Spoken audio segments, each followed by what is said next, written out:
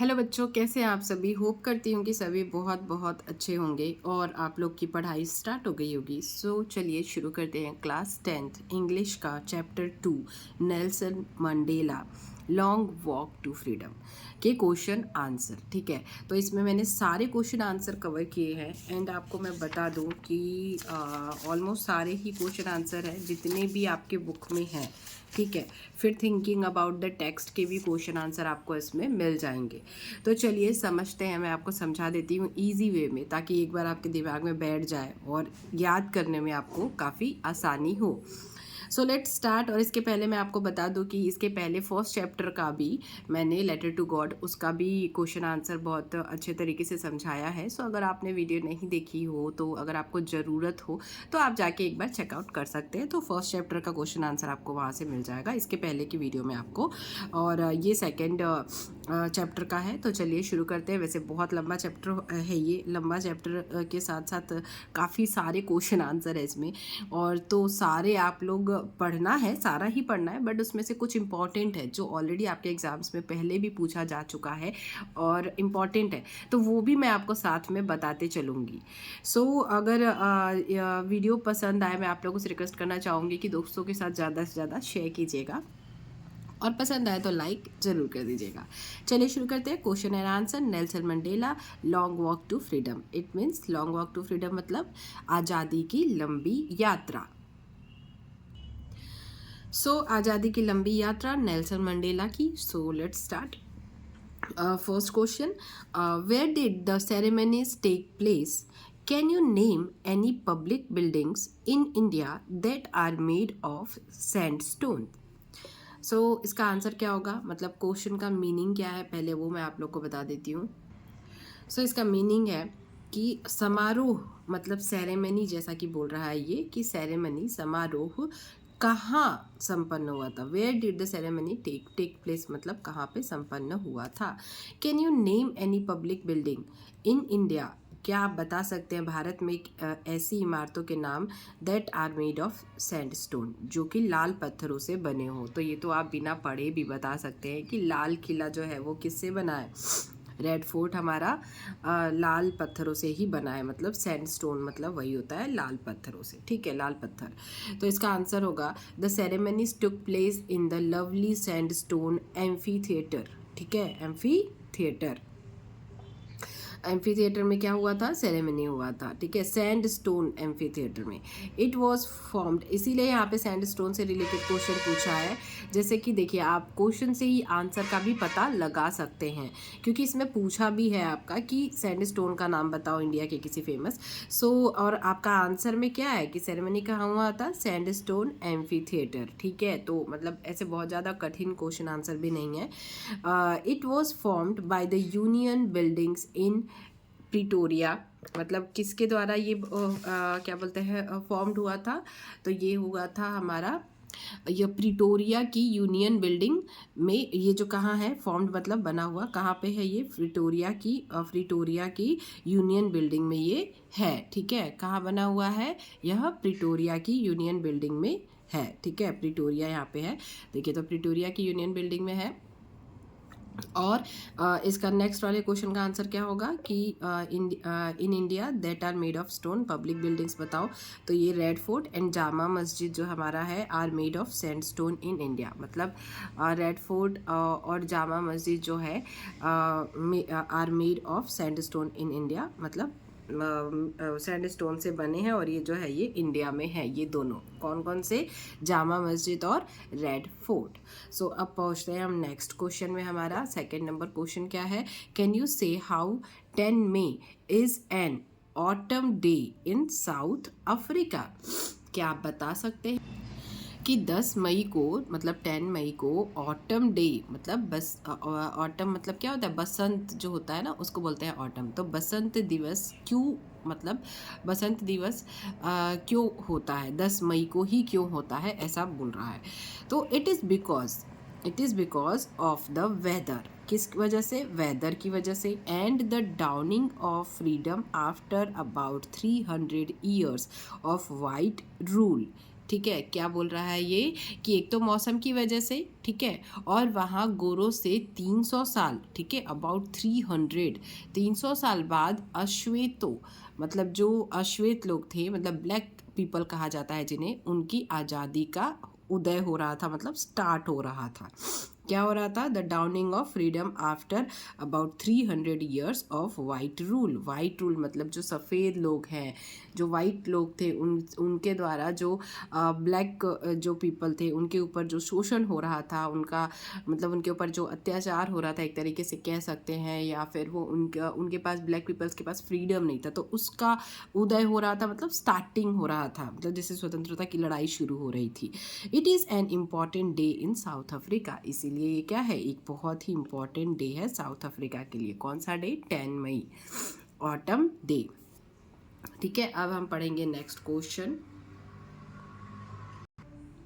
So next question हमारा है third, at the beginning of his speech, ठीक है, मतलब स्टार्टिंग में उनके स्पीच के, मतलब किसके स्पीच के? मंडेला के, नेल्सन मंडेला के।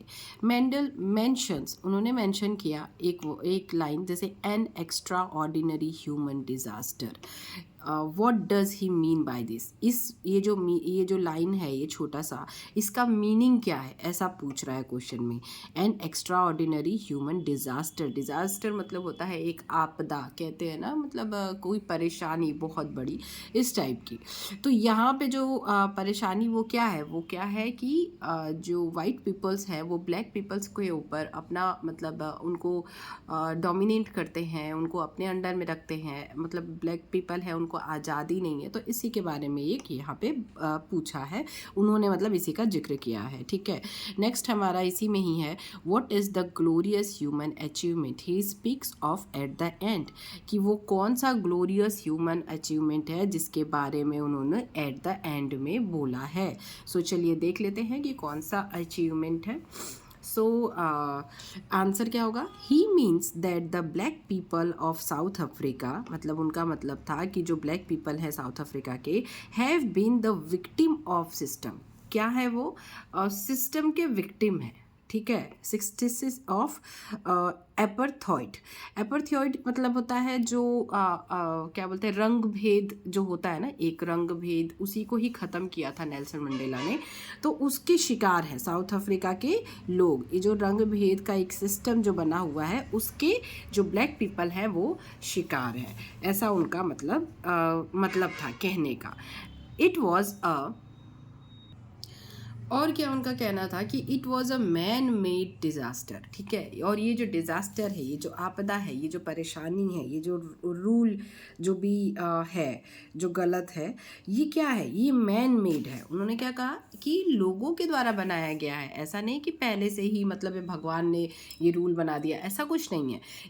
It is a man made disaster. ठीक है, he speaks the freedom of his people from operations glorious human achievement. ठीक है, तो उन्होंने क्या बोला? उन्होंने बोला अपने लोगों के, अपने पीपल्स के फ्रीडम के बारे में, जो उनका जो फ्रीडम है खुद के लोगों का, सो ये उनके अपने लोगों की जो आज़ादी होगी उसके बारे में उन्होंने कहा कि जो एक ग्रेट ग्लोरियस ह्यूमन अचीवमेंट हमारी क्या होगी, वो ये होगी कि जब खुद के लोग आज़ाद हो जाएंगे।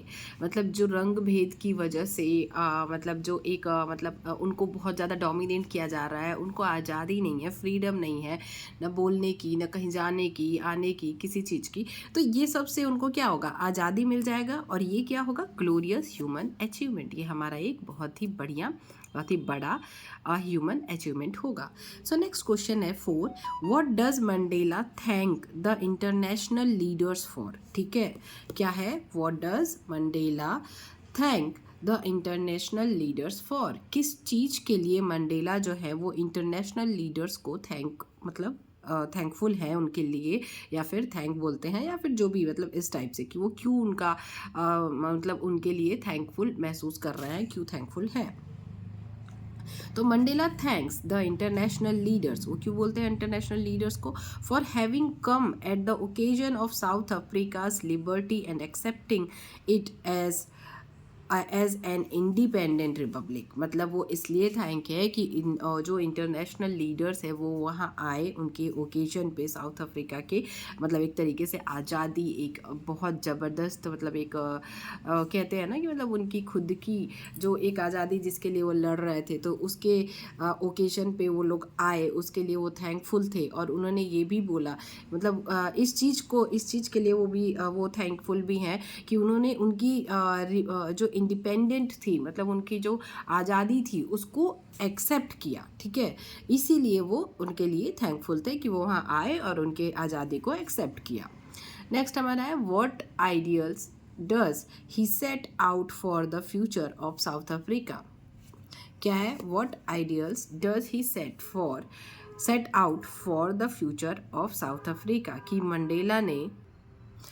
मंडेला ने कौन सा, मतलब उन्होंने क्या एक आइडियल सेट किया साउथ अफ्रीका के फ्यूचर के लिए, ऐसा पूछ रहा है। इसमें क्या पूछ रहा है कि मंडेला ने कौन सा आइडियल सेट किया साउथ अफ्रीका के फ्यूचर के लिए।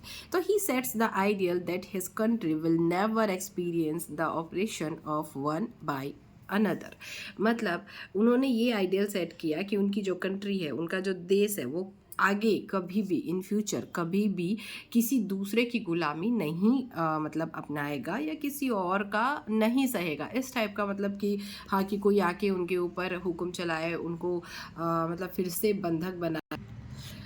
इसलिए मतलब कोई भी कंट्री एक दूसरे के ऊपर एक दूसरे का शोषण नहीं करेगा, उसके ऊपर अधिकार नहीं जमाएगा, सबका अपना अलग अलग फ्रीडम है।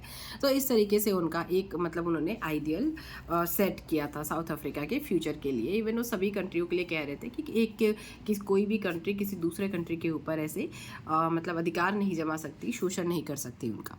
What do the 6 number question, what do the military generals do, how has their attitude changed and why. ठीक है, तो what do the military general do, उन्होंने क्या किया, मिलिट्री जो जनरल थे उन्होंने क्या किया, and how has their attitude change and why. And जो मिलिट्री जनरल था उसका यहाँ पूछ रहा है कि how has their attitude changed and why, उसका एटीट्यूड जो था, मतलब उसके अंदर जो घमंड था, वो एटीट्यूड, उसका बिहेवियर जो था वो कैसे चेंज हुआ, ठीक है, और क्यों चेंज हुआ, ऐसा यहाँ पे क्वेश्चन पूछ रहा है। So let's the answer, the military general saluted, military general ने क्या किया, saluted Mandela and please their loyalty, ठीक है, उन्होंने क्या किया, उनका सम्मान किया एंड उनको सैल्यूट किया। What do the military general do, इसका ये आंसर होगा, ठीक है। Previously they have arrested him, क्योंकि पहले क्या किया था उन्हें, जब मंडेला जो थे वो लड़ रहे थे अपने देश के लिए, तो उस टाइम पे उसी जनरल ने उन्हें अरेस्ट भी किया था।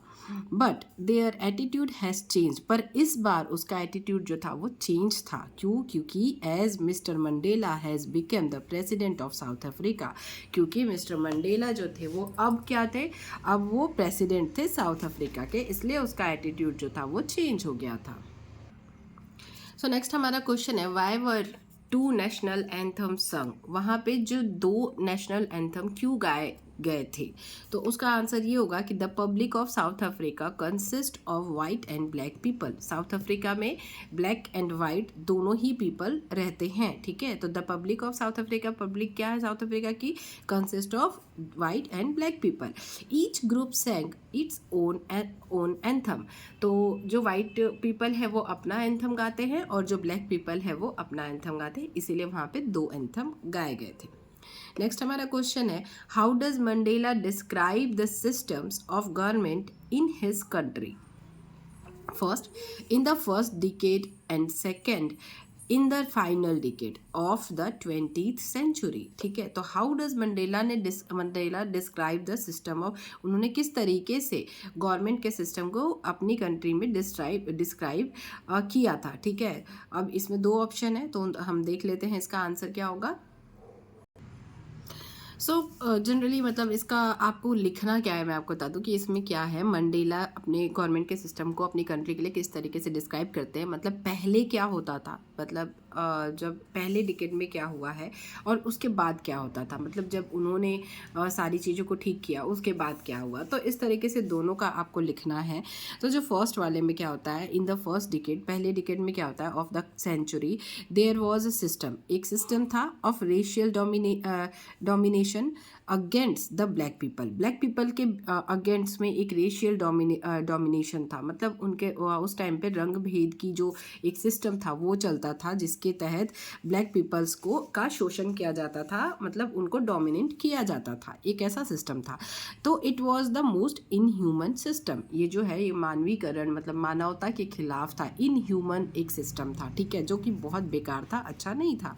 उसके बाद क्या होता है, in the last decade, second वाला ऑप्शन फाइनल डिकेड वाला, in the last decade of the same century, उसी सेंचुरी के लास्ट डिकेड में क्या हुआ, that system had been replaced by a system, मतलब वो जो सिस्टम था उसको रिप्लेस किया गया एक दूसरे सिस्टम से, that recognised the rights and, जो लोगों के rights and freedom of all people, मतलब उनके राइट्स को मतलब को पहचानता था और उनके फ्रीडम को भी, मतलब सभी लोगों को आज़ादी थी उस दूसरे सिस्टम में सभी लोगों को के कुछ राइट्स थे, उनके जो अधिकार थे, उनका जो आज़ादी था वो उनको मिल गया था उस टाइम पे। तो इसी को लिखना है आपको, मतलब आपने चैप्टर जब पढ़ेंगे तो आपको समझ में आएगा। तो इसमें कुछ नहीं है, बहुत ईजी है। नेक्स्ट हमारा क्वेश्चन है, what does courage mean to Mandela. ये तो बहुत ही आंसर मतलब इजी क्वेश्चन है। इसका मतलब क्या होता है कि मंडेला के लिए करेज का मतलब क्या था, करेज मतलब क्या होता है, साहस, हिम्मत, ये सभी आप लोग जानते हैं, ठीक है। तो इसका आंसर क्या होगा, फॉर मंडेला के लिए courage was not absence of fear, ठीक है, was not absence of fear, but मतलब ऐसा नहीं कि मतलब फियर नहीं होता है, ठीक है, not but the triumph over it. तो उस पर जो फियर है मतलब जो डर है, डर हो बट उसके ऊपर जो जीत होती है, डर के आगे जीत है, ऐसा कहते हैं ना, तो यही कि डर के आगे जीत है, ये उनके हिसाब से करेज है, जो डर को जीत जाता है वो साहसी है उनके अकॉर्डिंग, ठीक है। तो next question, which does he think is natural to love और टू हेट, वो क्या सोचते थे कि क्या नेचुरल है, मतलब किसी को प्यार करना या किसी को नफरत करना, मतलब नफरत या फिर प्यार, क्या एक नेचुरल है। तो for Mandela love comes more naturally to the human heart than hate, मतलब जो ह्यूमन का जो हार्ट है मतलब उसमें जो है वो प्यार जो है वो नेचुरली आता है, ठीक है, देन हेट, मतलब नफ़रत से पहले क्या होता है, नफ़रत से ज़्यादा प्यार जो है वो मतलब आता है, या प्यार जो है वो इम्पॉर्टेंट होता है।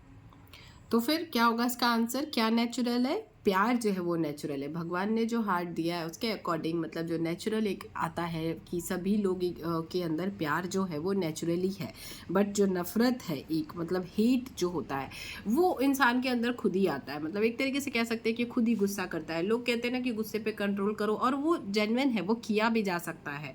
तो ये चीज़ एक जो है वो मैन मेड कह सकते हैं, मतलब नेचुरल नहीं है। तो चलिए नेक्स्ट क्वेश्चन पे चलते हैं।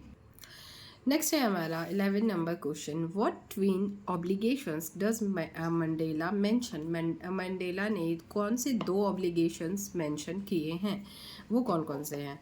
तो इसका आंसर हम देखेंगे, इसका आंसर होगा इसका आंसर होगा Mandela mentions that every man, मतलब उन्होंने मेंशन किया कि हर आदमी के पास हैज़ ट्विन ऑब्लिगेशन, दो ऑब्लिगेशंस होते हैं। The first is to his family, parents, wife and children, मतलब उसका जो फर्स्ट ऑब्लिगेशन है, रुकावट जो होता है वो क्या है, उसकी फैमिली है, पेरेंट है, वाइफ है एंड चिल्ड्रन है, मतलब उसकी वजह से वो कमज़ोर पड़ जाता है, या फिर कह सकते हैं कि उनकी रक्षा करने की जो जिम्मेदारी है वो उसके ऊपर होती है, तो वो उनकी वजह से इसीलिए कमज़ोर पड़ सकता है। द सेकेंड ऑब्लिगेशन, जो दूसरा ऑब्लिगेशन है, इज़ टू हिज पीपल, वो है उसके खुद के लोग, हिज कम्युनिटी, उसकी जो कम्युनिटी है, समुदाय, एंड हिज कंट्री, और उसका देश। तो एक तरीके से एक सोल्जर के उसमें अगर आप देखें तो उसके लिए दो चीज़ जो है वो ऑब्लिगेशंस की तरह काम करते हैं, मतलब उसकी जो एक तरफ उसकी फैमिली होती है, पेरेंट होते हैं, वाइफ होती है, चिल्ड्रन होते हैं, उनको उनका ध्यान रखना होता है, और दूसरी तरफ उसको अपने देश के लिए भी अपना कर्तव्य निभाना पड़ता है। तो इस तरीके से दो ऑब्लिगेशंस होते हैं। नेक्स्ट हमारा है what did being free mean to Mandela as a boy and as a student. How does he contrast these transitory freedoms with the basic and honorable freedoms? तो इसका मीनिंग है, इसका मीनिंग है कि as a boy and as a student, एक लड़के के रूप में या फिर एक विद्यार्थी, वो एक विद्यार्थी भी थे, तो विद्यार्थी के रूप में मंडेला के लिए फ्रीडम का मीनिंग क्या है. ठीक है, how does he contrast this transitory freedoms, ठीक है, विथ द बेसिक, मतलब इस जो क्षणिक फ्रीडम है, आज़ादी है, इसको वो कैसे मतलब कॉन्ट्रास्ट करते हैं the basic and honourable freedom से. So let's see the answer. Like any other kid, मतलब किसी दूसरे बच्चे की तरह ही, for Mandela also the freedom meant a freedom to make marry and enjoy the blissful life. तो बाकी बच्चों जो बच्चे होते हैं उन्हीं की तरह मंडेला के लिए भी उस आज़ादी का मतलब. So, like any other kid, for Mandela also the freedom meant a freedom to make merry and vary and enjoy the blissful life. Once anybody becomes an adult, then antics of childhood look like transitory because most of the childish activity is wasteful from an adult's perspective. क्या होता है कि जब हम छोटे होते हैं तो हमारे लिए फ्रीडम का मतलब क्या होता है कि खूब खेलना, सोना, मतलब इस टाइप की जो चीज़ें होती हैं, मतलब ये सब चीज़ें जो होती है ये हमारे लिए फ्रीडम होता है. मतलब हमें देश से, समाज से, ये सब चीज़ों से कोई मीनिंग नहीं होता, कोई मतलब नहीं होता है. अपनी आज़ादी, अपनी लाइफ को एंजॉय करना, खेलना कूदना हमेशा. तो ये सारी चीज़ें जो थी ये बाकी बच्चों की तरह मंडेला की लाइफ में भी थी. मतलब वो भी जब छोटे थे तो वो भी खेलते थे, वो खूब एंजॉय करना चाहते थे, वो उसी तरीके की लाइफ, उनके लिए वही आज़ादी का मतलब था. Once anybody become an adult, और जब कोई क्या होता है, बड़ा हो जाता है, देन एंटिक्स ऑफ चाइल्डहुड, मतलब जो उन्होंने बचपन में, जैसे हम ही सोचते हैं कि हमने यार ये किया वो किया, सब वेस्ट था, कि मतलब कुछ भी करते थे हम, ऐसा सोचते हैं. तो वैसा ही होता है. Other then antics of childhood look like transitory because most of the childish activities wasteful. क्योंकि बहुत सारी जो हमारी चाइल्डिश एक्टिविटी, मतलब उस टाइम की जो एक्टिविटीज़, जो काम थे, वो वेस्टफुल थे फ्रॉम एन एडल्ट पर्सपेक्टिव, एक एडल्ट के हिसाब से अगर सोचे तो once you are adult then some day you have to earn a livelihood to bring the back on home. Then only you get an honourable existence in the family and in the society. जब हम बड़े हो जाते हैं तो हमें एक आज़ादी चाहिए होती है, हम सोचते हैं लोगों के बारे में, सोसाइटी के बारे में, फैमिली के बारे में सोचने लगते हैं. तो ये हमारे जो चेंज हो जाते हैं, मतलब छोटे पे उसी आज़ादी का मतलब कुछ और होता है, और जब हम बड़े होते हैं तो उसी आज़ादी का मतलब कुछ और होता है. तो उनके लिए भी सेम ही था. सो नेक्स्ट हमारा क्वेश्चन है, does Mandela think the oppressor is free, why or why not. अगर है तो क्यों है, और नहीं है तो क्यों नहीं है. मतलब जो ऑपरेशर है, जो शोषण करता है, वो जो है क्या वो मतलब फ्री होता है, तो और अगर होता है तो क्यों, मतलब क्यों होता है, और नहीं होता है तो क्यों नहीं होता है. तो इसके बारे में आंसर पूछ रहा है. तो मंडेला थिंक्स, वो सोचते थे, that the oppressor is not free, कि ऑपरेशर जो है वो फ्री नहीं है. बिकॉज, क्यों, क्योंकि he is the prisoner of head, वो सभी जेलों का मालिक है, और ही इज़ लॉक्ड अप, और वो अपने ही जेल में बंद है. कौन से जेल में, प्रीजुडाइज एंड नैरो माइंडेड, मतलब जो उसकी जो दकियानुसी सोच है, जो लोगों को दबाने की जो उसकी सोच है, ये सब की चीज़ों में वो माइंड सेट एक बना हुआ है, उसका नैरो माइंड सेट है. तो ये सब चीज़ों में वो क्या है, खुद ही लॉक्ड हो गया है, खुद ही फंस गया है. अब हम आ गए हैं थिंकिंग अबाउट द टेक्स्ट. ठीक है, तो इसके भी क्वेश्चन अब देख लेते हैं. Why did such a large number of international leaders attend the inauguration attend करने के लिए, मतलब इतने सारे जो large number of international leaders क्यों आए थे, क्यों उन्होंने अटेंड किया था. And what did it signify the triumph of, और ये क्या मीनिंग मतलब होता है इसमें, देख लेते हैं कि ये क्या बताया है. ठीक है, तो अब नेक्स्ट इसका मतलब क्या होता है कि सिग्निफाई द ट्रिम्फ ऑफ, या मतलब किसकी जीत को सिग्निफाई कर रहा है. मतलब इतने सारे लोग भैया आए हैं इनॉग्रेशन अटेंड करने, तो ये क्या चीज़ है, किसकी जीत का ये बता रहा है. तो नेक्स्ट इसका आंसर है, to be the part of the inauguration, international leaders showed a gesture of solidarity from the international community to the idea of end of apartheid. तो ये जो पूरा इतने सारे लीडर्स आए थे इनोग्रेशन में, वो क्या दिखा रहे थे, वो अपनी सहमति, अपना एक मतलब एक कंसर्न कह सकते हैं या सहमति कह सकते हैं, या उसको सेलिब्रेट करना था किसको, जो अपार्थाइड जो एक मतलब एक था, कह सकते हैं कि जो इसका मीनिंग होता है कि वो जो रंग भेद का जो एक चला आ रहा था सिस्टम, उसको जो बदला गया, तो वो बदल गया है, वो ख़त्म कर दिया गया है, उसी का जो एंड ऑफ अपार्थाइड, इसकी जो ख़त्म करने के लिए, जो ये ख़त्म हो चुका है, तो उसी को सेलिब्रेट करने के लिए इतने सारे large number of international leaders attend the inauguration, इसीलिए वो उस इनॉग्रेशन को अटेंड करते हैं कि वो अपनी सहमति जता रहे हैं, वो भी ये चाहते हैं, वो ये बताना चाह रहे हैं। और ये किस चीज़ का घोतक है, किसकी जीत का, तो it was the significance of the victory of good over evil and triumph of a tolerant society without any discrimination. तो ये किसकी जीत का है, तो ये जो है किसकी जीत का प्रतीक है, बुरे के ऊपर अच्छाई का, मतलब बुराई के ऊपर अच्छाई का प्रतीक है, triumph of a tolerant society without any discrimination. और डिस्क्रिमिनेशन मतलब होता है भेदभाव, ठीक है, तो अब सोसाइटी में मतलब भेदभाव के एंड का है, मतलब कोई भेदभाव नहीं रहेगा, इसका मतलब जीत का ये घोतक है, ठीक है। तो अब हम नेक्स्ट क्वेश्चन में पहुंचते हैं। What does Mandela mean when he says he is simply the sum of all those African patriots who had gone before him? सो इसका मतलब क्या है, व्हाट डज मंडेला मीन, मतलब उनका मंडेला का मतलब क्या था, जब व्हेन ही सेज, उन्होंने कहा कि ही इज़, वो क्या है, तो वो simply the sum of all those African patriots, वो उन सभी अफ्रीकन पैट्रियोट्स, मतलब जो आज़ादी की लड़ाई करते हैं, उन सभी जो अफ्रीका की आज़ादी की जो लड़ाई लड़ रहे थे, बलिदानों, शहीदों, तो उन who had gone before him, जो उनके पहले जा चुके हैं लड़ते लड़ते आज़ादी के लिए, मतलब ख़त्म हो चुके हैं, मर गए हैं, आज़ादी की लड़ाई लड़ते लड़ते मर गए, इन द सेंस कि शहीद हो गए हैं, उन सब का सम है, ठीक है, ऐसा वो कहते हैं। तो उसका मीनिंग क्या है, ऐसा बोल रहा है।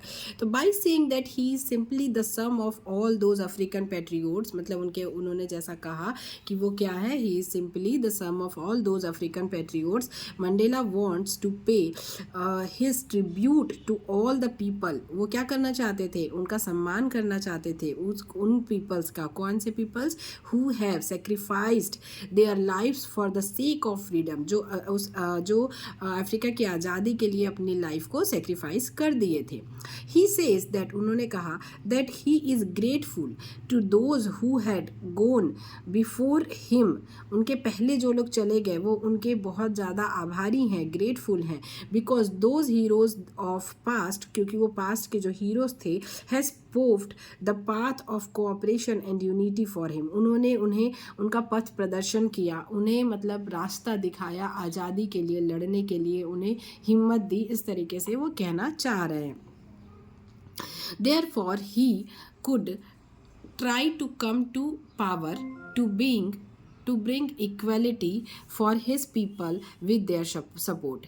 Therefore, जिसकी वजह से he could try to come to power, उनके पास मतलब एक power I, to bring equality for his people and their support, कि वो अपने लोगों के लिए इक्वलिटी के लिए लड़ाई लड़े और उनका सपोर्ट करे, मतलब उनके सपोर्ट से वो उसको लड़ाई करे, उसको ख़त्म करने की कोशिश करे, क्योंकि वो जैसा होता है ना कि किसी के बारे में किसी जैसे महान व्यक्ति के बारे में या किसी बलिदानी के बारे में, देश प्रेमी के बारे में, मतलब देशभक्त के बारे में सुन के हमें भी ऐसा, हमारे अंदर भी जोश आ जाता है। इसी तरीके से वो ऐसा कहना चाहते थे कि उन लोगों की वजह से ही आज मैं यहाँ, मतलब मेरी ये जो सोच हुई कि मैं भी अपने देश के लिए कुछ करूँ।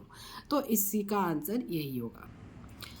नेक्स्ट हमारा है, would you agree that the depth of operations create height of character, ठीक है। How does Mandela's illustrate this, ठीक है, वो किस तरीके से इसे इलस्ट्रेट करते हैं, can you add your own example, क्या अपना एग्जाम्पल दे सकते हो? तो yes, we agree that the depth of operation create height of character, की जो डेप्थ होती है मतलब गहराई होती है ऑपरेशंस की, वो क्या करती है, कैरेक्टर की हाइट जो है वो क्रिएट करती है. Man became pure after suffering after suffering, मतलब उनका कहना था कि जो आदमी होता है वो सफ़र करने के बाद, और जैसे कहते हैं ना कि सोना तपता है तो और ज़्यादा मतलब उसमें चमक आती है और ज़्यादा वो प्योर होता है, तो वही ये कहना चाहते हैं कि जो मैन होता है वो बिकेम प्योर आफ्टर सफरिंग, मतलब वो कुछ सफ़र करता है उसके बाद वो और प्योर हो जाता है, मतलब दृढ़ हो जाता है. Mandela illustrates this by giving example, वो किस तरीके से इसे समझाते हैं, of south African patriots who had become, और साउथ अफ्रीकन पेट्रियोट्स के बारे में बताते हैं एग्जाम्पल में कि who had become extra ordinary, वो और एक्स्ट्रा ऑर्डिनरी करेजियस हो गए, मतलब क्या बोलते हैं, करेजियस हो गए, मतलब उनमें बहुत शक्तिशाली हो गए. Wise and generous as they had undergoes the depth of operation, जब डेप्थ ऑफ ऑपरेशन के में वो मतलब के उसमें दबाव में जब वो गए, मतलब उनके ऊपर जब उसका प्रभाव पड़ा तो वो क्या हो गए, और एक्स्ट्रा ऑर्डिनरी करेजियस हो गए, वाइस हो गए, जेनरस हो गए. ठीक है, जब क्या होता है, क्या बोलते हैं ना कि मतलब जब परेशानी आती है और उसमें से निकलता है इंसान, तो वो काफ़ी कुछ सह के, काफ़ी कुछ सीख के आगे बढ़ता है, और उसकी जो बुद्धिमानी होती है वो और बढ़ जाती है सिचुएशंस को हैंडल करने की. नेक्स्ट हमारा क्वेश्चन है, how did Mandela's understanding of freedom change with age and experience, कि how did Mandela's understanding of freedom change, मतलब उनकी एज जो पहले कुछ और उनकी सोच थी, बाद में कुछ और सोच हो गई, और उन्होंने क्या एक्सपीरियंस किया, उनकी जो अंडरस्टैंडिंग थी फ्रीडम के बारे में वो कैसे चेंज हुई. Mandela's understanding of freedom changed with age के साथ उनकी चेंज हुई, एंड एक्सपीरियंस. ठीक है. He was carefree and felt free during his childhood, वो अपने जब चाइल्डहुड में थे, मतलब बचपन में जब छोटे थे, as he could do all he wanted without having to worry about the outside world, वो बाहर की दुनिया के बारे में बिना सोचे अपने सारी चीज़ों, मतलब वो खुश रहते थे. बच्चा कैसा होता है, उसको किसी से कोई मतलब नहीं होता है, देश से, लोगों से, वो अपनी ही दुनिया में मस्त रहता है, तो वो भी इसी टाइप के थे. ठीक है. लेटर इन हिज लाइफ, बाद में क्या हुआ उनकी लाइफ में, his definition of freedom changed, उनकी जो आज़ादी की जो डेफिनेशन थी वो चेंज हो गई. As he desired other things, और वो और भी चीज़ें जो है उनके मतलब लाइफ में आ गई, उनकी जो डिज़ायर थी अदर चीज़ों की वो चेंज हो गई. आफ्टर गेनिंग एक्सपीरियंस, जब उन्हें एक्सपीरियंस हुआ, उन्हें रियलाइज़ हुआ that freedom has been taken away from all the black Africans, मतलब उन्हें ये रियलाइज़ हुआ कि जो सारे ब्लैक अफ्रीकन्स हैं उनसे क्या किया गया है, फ्रीडम को छीन लिया गया है. एंड ही नीडेड, और उन्हें ज़रूरत है to fight to make sure that it is restored, और उसे वापस लाने के लिए, फ्रीडम को वापस लाने के लिए उन्हें क्या करना पड़ेगा, फाइट करना पड़ेगा. तो ये उनकी सोच जो थी, जो बचपन की, वो बाद में बदल गई. तो ऐसा होता है कि बचपन में हम कुछ और सोचते हैं और बाद में कुछ और सोचते हैं. नेक्स्ट हमारा लास्ट क्वेश्चन है, how did Mandela's hunger for freedom change his life, मतलब किस तरीके से उनकी जो आज़ादी की जो भूख थी उन्होंने उस भूख ने उनकी लाइफ को चेंज किया. तो the hunger for his own freedom, वो उनकी खुद की आज़ादी की जो उनकी भूख थी, became the hunger for the freedom of his people, वो बदल गई किस में, अपने लोगों की आज़ादी की जो एक भूख होती है उसमें. ठीक है, वो ऐसी बन गई कि वो अपना ही नहीं, वो अपने लोगों की आज़ादी भी चाहने लगे. दिस डिज़ायर, ये उनकी जो चाह थी, of a non racial society transformed him into a virtuous and self sacrificing man, जो मतलब एक जो वहाँ पे जो रंग भेद का जो एक सोसाइटी था जो चला आ रहा था, वो उसे बदलना चाहते थे, जिसके लिए उन्होंने मतलब वो क्या हो गया, एक सेल्फ सेक्रीफाइसिंग, अपनी लाइफ को सेक्रीफाइस करने वाले आदमी बन गए, जो अब देश के बारे में, अपने लोगों के बारे में सोचता था. Thus he joined the African national Congress, तो उसके बाद उन्होंने क्या किया, अफ्रीकन नेशनल कांग्रेस को ज्वाइन किया इसी चीज़ को बदलने के लिए. एंड दिस चेंज्ड, और ये क्या, दिस चेंज्ड हिम फ्रॉम, और इसने उन्हें चेंज किया दिया from a frightened young man into a bold man, एक साहसी व्यक्ति में मतलब उनको चेंज कर दिया उनके इस कदम ने। ठीक है, तो ये आपका पूरे क्वेश्चन आंसर हो गए। आई होप कि आपको सारे क्वेश्चन आंसर अच्छे से समझ में आए होंगे। कहीं डाउट होगा तो अभी आप मुझे कमेंट कर सकते हैं। नेक्स्ट चैप्टर के क्वेश्चन आंसर मैं फिर से लेके आपको किसी दूसरे मतलब नेक्स्ट वीडियो में आऊँगी।